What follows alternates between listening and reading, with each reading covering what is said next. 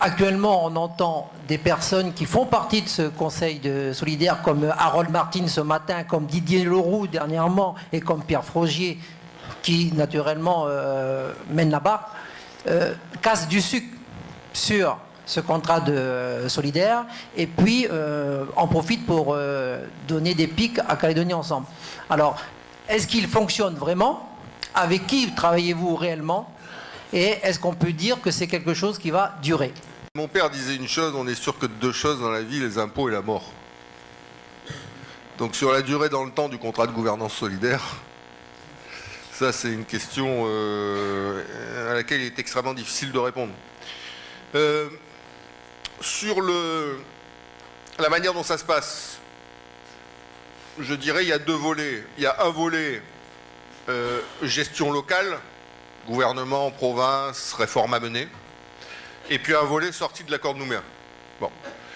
Aujourd'hui, soyons clairs, le volet sorti de l'accord de Nouméa, qui était explicitement prévu dans le contrat de gouvernance solidaire, puisqu'il était écrit qu'on devait se retrouver le plus rapidement possible autour de la table avec les indépendantistes pour engager un dialogue constructif visant à préparer la sortie de l'accord, fermez les guillemets. Ce volet-là, visiblement, il a du mal à fonctionner. Les déclarations, comme tu l'as rappelé, de Harold Martin et de Pierre Frogier sont sans ambiguïté. Pierre Frogier a déclaré sur Radio Rythme Bleu que il était pour lui hors de question de participer, je le cite, au projet socialiste pour la Nouvelle-Calédonie, qu'il allait faire du Sénat, dans lequel il siège, une chambre de résistance. Une chambre de résistance aux socialistes, en faisant référence pas moins qu'à l'époque de Pasqua, c'est-à-dire au milieu des événements. C'est quand même pas rien comme référence historique. Et qu'il attendait, je le cite toujours, l'élection de Nicolas Sarkozy en 2017. Non mais il faut lire le script, on peut vous le balancer parce que ça vaut son pesant de cacahuètes politiques. Il attend l'élection de Nicolas Sarkozy en 2017 pour préparer le projet pour la Nouvelle-Calédonie de 2018. Bon. Donc, tout ça d'abord c'est pas très sérieux. Nous on s'engage pas là-dedans. J'ai eu l'occasion de le dire. S'ils veulent dans la mission d'autres personnes susceptibles de les rassurer, nous ça nous dérange pas. Nous ce qu'on souhaite c'est dialoguer. Voilà, on est clair Calédonie Ensemble là-dessus. Nous, ce qu'on souhaite, c'est que le dialogue s'ouvre avec les indépendantistes, de façon à ce qu'on prépare cette sortie en discutant avant au lieu de discuter après. Voilà. Et nous, on n'a pas peur de qui va venir négocier. Ils peuvent me mettre un communiste à la négociation, j'en ai rien à cirer. C'est pas le communiste qui va décider pour nous. Voilà. Donc, c'est bien les Calédoniens, au bout du compte, qui décideront de l'avenir de leur pays. Et quant à Calédonie Ensemble, il n'y a personne qui nous fera aller là où on ne veut pas aller. Et puis on l'a prouvé, nous, on ne s'est pas perdu. D'accord. L'avantage, c'est que notre boussole, elle donne le nord. Ce qui est quand même pas inutile pour une boussole politique. Donc conclusion, mettez qui vous voulez pour la négociation, les mandataires, les facilitateurs, les go-between que vous voulez, complétez l'équipe Chris Nart, Merle par d'autres. Peu importe, nous on sera autour de la table, on veut dialoguer, on veut parler. Et puis ceux qui ne veulent pas parler, à un moment il faut qu'ils restent chez eux. Là, moi j'exclus personne de ce dialogue. Mais s'il y en a qui ne veulent pas parler, ils ne peuvent pas empêcher les autres de s'exprimer. Vous voyez ce que je veux dire?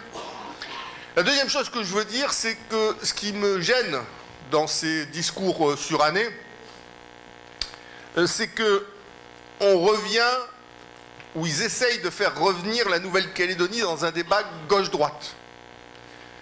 Et ça, c'est très très nocif pour notre pays, très très nocif. En 81, quand Mitterrand il a été élu président de la République, qui s'était engagé sur l'indépendance de la Nouvelle-Calédonie dans ses 101 propositions, on a fini par quoi? Les événements. Par les événements. Quand en 86, Chirac devient Premier ministre et que Chirac, Premier ministre et Pons s'engagent aux côtés des non-indépendantistes, pendant 2 ans, on finit par quoi? Ouvert. Dès lors que la Nouvelle-Calédonie est devenue un enjeu de politique intérieure nationale, un enjeu de clivage entre la gauche et la droite, ça a fini en bouillon de brette chez nous. On s'en est sorti depuis qu'on a dépassé les clivages nationaux. C'est les accords de Matignon, en 88 avec Michel Rocard et l'accord de Nouméa en 98. Et là, ça a été voté au Parlement, réuni en congrès à Versailles, la modification de la Constitution à la majorité des 3/5, c'est-à-dire tous les parlementaires, députés et sénateurs de droite et de gauche ont voté. Donc on n'est plus dans des processus socialistes ou pas socialistes. C'est plus le sujet. On est dans des processus de paix pour faire avancer notre pays. C'est ça l'idée. Et quand François Hollande, que j'ai pas dans mon cœur, hein, vous imaginez François Hollande, vous avez vu ce qu'elle a dit Valérie sur lui, là. Bon. Pas très sympa, hein. Bon. Quand François Hollande, il reçoit les signataires à l'Élysée, qu'est-ce qu'il dit? Il dit, à l'occasion du dernier comité des signataires, l'État doit rester à équidistance de chacune des sensibilités. Alors moi, je ne suis pas spécialiste comme qui ici? Thierry Corneille.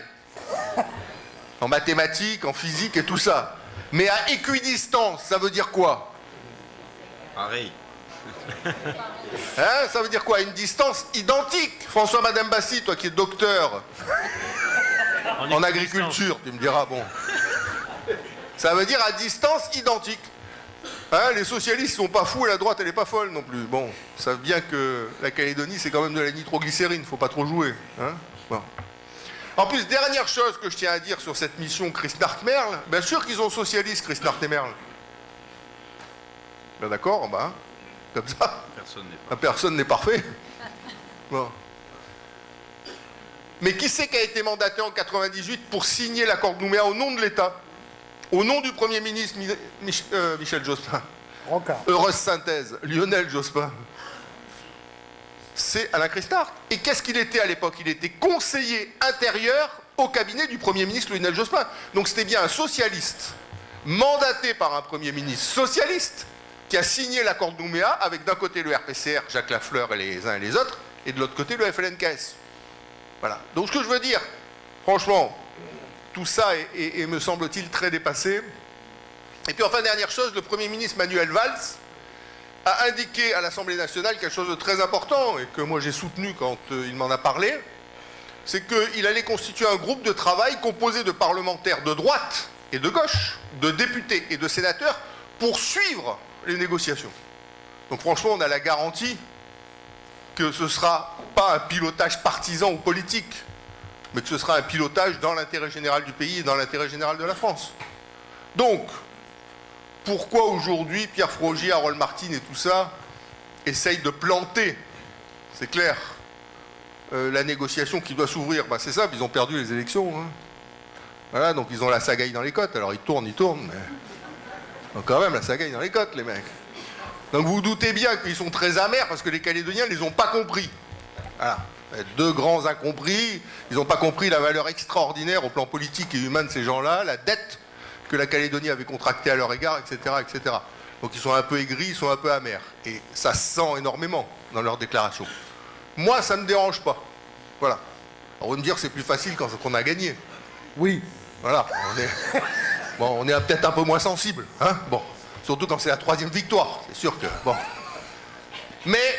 moi, ça ne me dérange pas. Moi, je veux qu'ils soient autour de la table, même si, aujourd'hui, ils représentent plus grand-chose en Nouvelle-Calédonie, en se mettant à 4. C'est pas grave, ils incarnent quand même les voix de 14 000 électeurs. Donc, ces 14 000 électeurs qui ont voté pour eux, ben, ils doivent pouvoir avoir leurs représentants autour de la table. Donc voilà, moi, je souhaite qu'ils discutent, ils prennent qui ils veulent pour discuter, ça ne me dérange pas. Nous, on sait où on va, on a notre projet pour la sortie de l'accord. On veut se gouverner nous-mêmes tout en restant dans les limites de la République. On l'a indiqué à plusieurs reprises au cours de cette campagne. Et donc on continuera dans cette voie-là. Alors je suis parti loin de la question. C'était quoi la question déjà? C'est bon, c'est bon. C'est bon. C'est bon, d'accord. Bien, on va... Ah oui, pardon, non, j'ai retrouvé la question. Donc sur la sortie de l'accord, c'est en train de foirer. On a compris l'histoire. Hein. Sur la gestion des affaires locales... ce qu'il faut constater d'abord, aujourd'hui avec Philippe Germain qui a exposé le truc, c'est que tous les groupes politiques ont signé les résultats de la conférence économique et sociale. Bon. Donc c'est un premier acte positif. Hein. Il faut voir ce qui est négatif, il faut voir ce qui est positif. Il faut pas... voilà. Hein. Donc ça, c'est un premier acte positif. D'ici la fin de l'année, un certain nombre de textes seront déposés au Congrès. Ce que je souhaite, c'est que ces textes puissent être votés par l'ensemble des membres du contrat de gouvernance solidaire.